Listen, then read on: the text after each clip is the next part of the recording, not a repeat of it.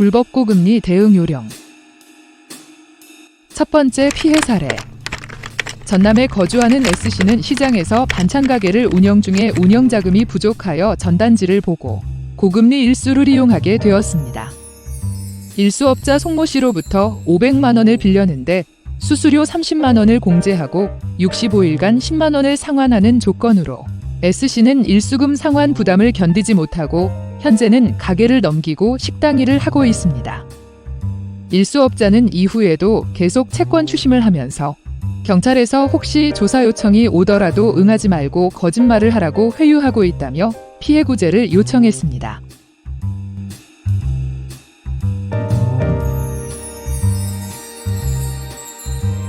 두 번째 피해 사례.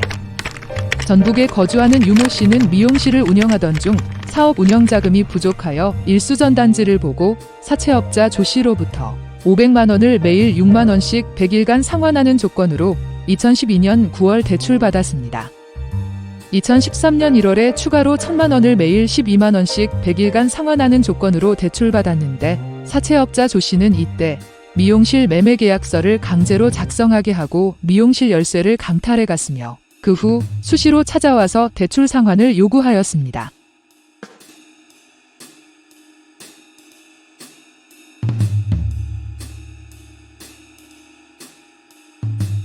불법사금융 피해 대응 요령. 대출 시 대출업체가 등록대부업체인지 여부를 확인하여야 합니다. 등록대부업체의 경우 이자율 위반의 대부계약을 체결할 확률이 낮은 편이므로 대부업체를 이용할 때도 등록된 대부업체인지 반드시 확인하고 거래하십시오.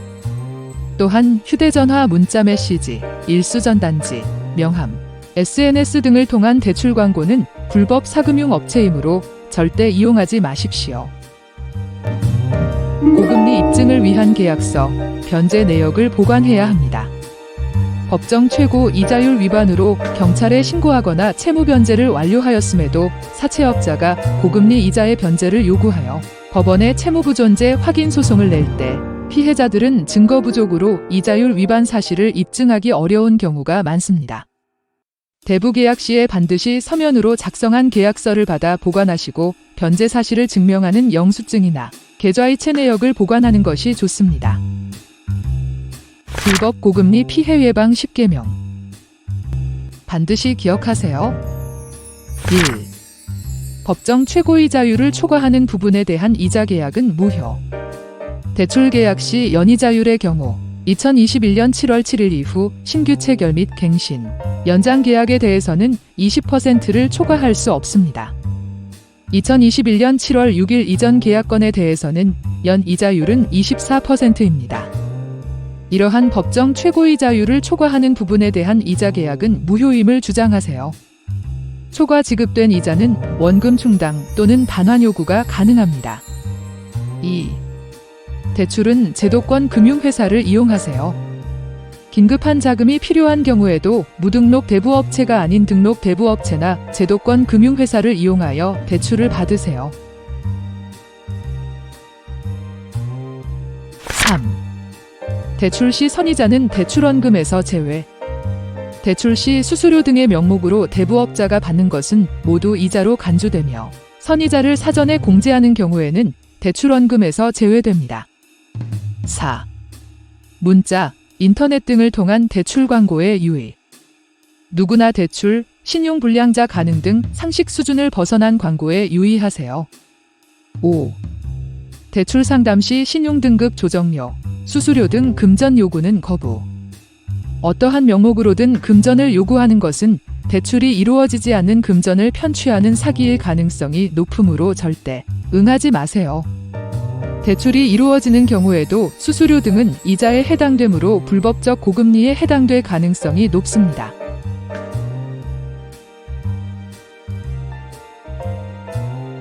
6. 대출 계약서, 원리금 상환 내역을 철저하게 관리.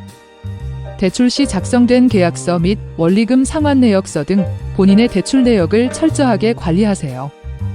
특히 원리금 상환 내역을 입금증 등과 함께 철저히 관리함으로써 향후 고금리 분쟁에도 대비 가능합니다. 7. 자신의 소득 수준에 맞는 대출 관리. 본인의 신용도 및 소득 수준에 맞는 대출 관련 사항을 우선 확인해 보세요. 8. 햇살론 등 저금리 대출로 전환해 준다고 하는 대출 권유에 주의. 햇살론, 새희망홀씨 등 저리의 서민금융 상품을 알선해 준다는 미끼로 대출을 권유하는 수법에 주의하세요. 실제로는 고금리 대출을 받게 한 후 향후 연락이 되지 않거나 여러 가지 사유를 들어 저금리 대출 전환이 어려운 경우가 대부분입니다.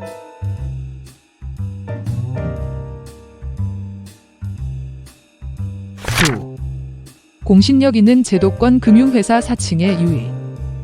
은행 등 공신력 있는 제도권 금융회사임을 사칭하면서 신분증 등을 요구할 경우 이에 응하지 마세요. 대출에 필요하다며 주민등록증 또는 사업자 등록증 사본, 체크카드, 통장 등 관련 서류를 송부할 경우 고금리 대출 또는 개인정보 유출 등의 피해가 우려됩니다. 10. 고금리 피해 및 불법 채권 추심에 적극적으로 대응. 대출 계약서, 원리금 입금증, 녹취록 등 관련 증거를 확보하여 금감원이나 경찰서에 적극적으로 신고해야 합니다.